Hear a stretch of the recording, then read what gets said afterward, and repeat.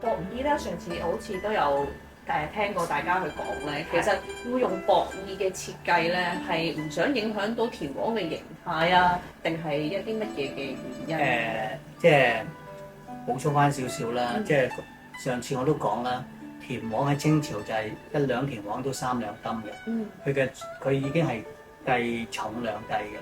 佢當時咧佢點解要用薄衣咧？佢大部分嘅因素就係想保留翻佢嘅即係原石嘅狀態。其實佢呢件石咧，當時嚟講就可能佢就係咁樣，呢度有少少，即係佢挖出嚟就可能呢度就已經係開採就冇咗1忽嘅啦。咁啊，呢度可能有少少即係原石嘅咁樣，佢就磨咗呢兩邊3邊，佢就做一個印章咯。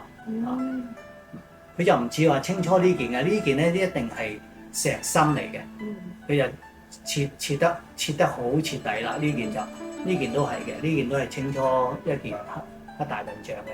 佢呢啲咧就好大刀闊斧啦。咁啊呢件咧就佢旁邊咧就留咗少少皮嘅。係咁所以咧，啱先都講話係即係喺唔同嘅情況底下，即係如果係天子之物嘅話咧，佢就有陣時咧就會佢呢呢個咧就係完全就係方方正正，佢就一啲皮都唔會留嘅。